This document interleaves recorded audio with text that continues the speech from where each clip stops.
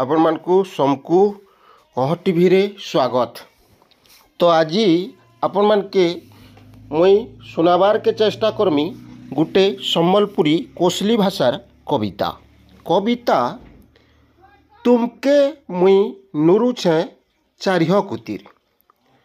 कवि गौरी शंकर पंचभाया सरगुल झारबंद बरगढ़। कविता तुमके मुई नुरुछे चारिह कुतिर। कुकुरा डकिया रातिर पह पह माछी अंधरिया दिनर भागती।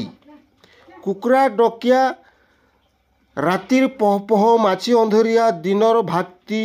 दुई पहरिया रट चट खरा झकेर राति झर झर शबद ई सबुठाने कान डेरीछे नाक लगौछे पलक नैन आखिर तुमके मुई नुरुछे चारिह कुतिर। तुमके मुई नुरुछे चारिह कुतिर।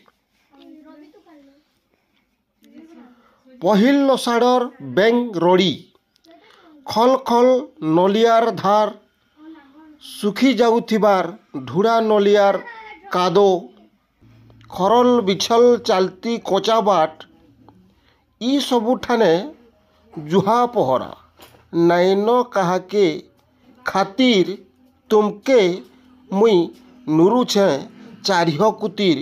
तुमके मुई नुरुछे चारिह कुतिर। फगुन मासर बौली धुका कुइली रानीर कुहू कुहू डका। फगुन मासर बौली धुका कुइली रानीर कुहू कुहू डका। किंदरी किंदरी महुल सहटा इथि ताही काहीं नर्दी बुलुछे दिन के रातिर। तुमके नुरुछे चारिह कुतिर। तुमके नुरुछे चारिह कुतिर। शुइले सपन चेतले जीवन। शुइले सपन चेतले जीवन नुरले पायली केतनी कारण। शुइले सपन चेतले जीवन नुरले पायली केतनी कारण। जन्म मरण अंधार उकिया दुख सुख मुईरे तुईरे सबुन रहीछ सबुन देखुछ। सबुन रहीछ सबुन देखुछ दिसब केन्ता अज्ञान आखिर। तुमके नुरुछे तुमके मुई नुरुछे चारिह कुतिर। तुमके मुई नुरुछे चारिह कुतिर।